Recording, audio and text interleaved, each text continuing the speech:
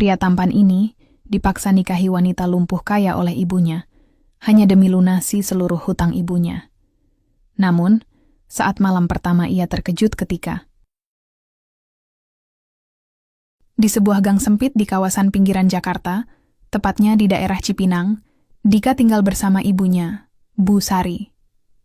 Gang itu hanya cukup untuk satu motor lewat, dengan deretan rumah sederhana berdinding bata merah yang sebagian belum diplester. Rumah mereka adalah salah satu dari sekian banyak rumah kecil yang berdiri rapat, tanpa halaman, dan hanya memiliki ruang tamu sekaligus dapur serta kamar tidur yang nyaris tak muat untuk 2 orang dewasa. Pada pagi hari, aroma sayur-sayuran segar dari pasar tradisional terbawa angin sampai ke gang ini, menciptakan suasana yang ramai namun hangat. Dika, pemuda berusia 24 tahun, adalah tulang punggung keluarga setelah ayahnya meninggal beberapa tahun lalu. Ia bekerja sebagai karyawan di sebuah pabrik garmen yang berlokasi cukup jauh dari rumahnya. Setiap pagi, ia harus bangun sebelum matahari terbit, mengejar angkot menuju pabrik tempat ia menjahit seragam sekolah dan pakaian kerja. Tubuhnya yang tegap dan wajahnya yang tampan seringkali menjadi perhatian gadis-gadis di lingkungan sekitar, tetapi Dika tidak pernah punya waktu atau niat untuk memikirkan cinta. Baginya, hidupnya saat ini hanya soal bertahan dan memastikan bahwa ibunya bisa makan setiap hari. Bu Sari, ibu Dika, adalah seorang pedagang sayur di pasar tradisional Cipinang. Meski sudah berusia hampir 50 tahun, ia masih terlihat tangguh dengan kulitnya yang keriput akibat panas matahari dan tangan-tangan kasarnya yang terbiasa membawa barang-barang berat.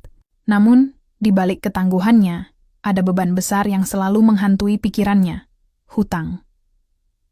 Hutang yang membuatnya sulit tidur di malam hari dan membuat langkah kakinya semakin berat setiap kali ia harus berjalan menuju pasar.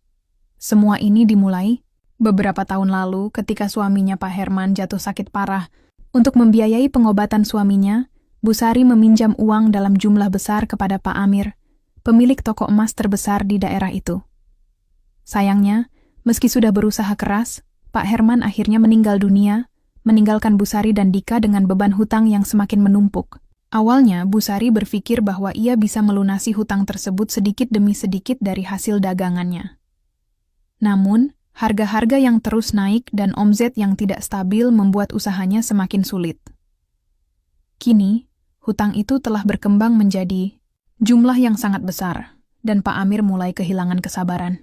Suatu sore, setelah seharian bekerja di pabrik, Dika pulang ke rumah dengan raut wajah lelah. Ia melepas sepatu bututnya di depan pintu dan langsung menuju dapur untuk mencari sesuatu yang bisa dimakan.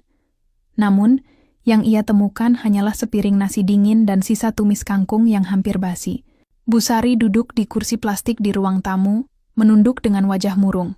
Di tangannya, ada secarik kertas yang tampak seperti surat tagihan.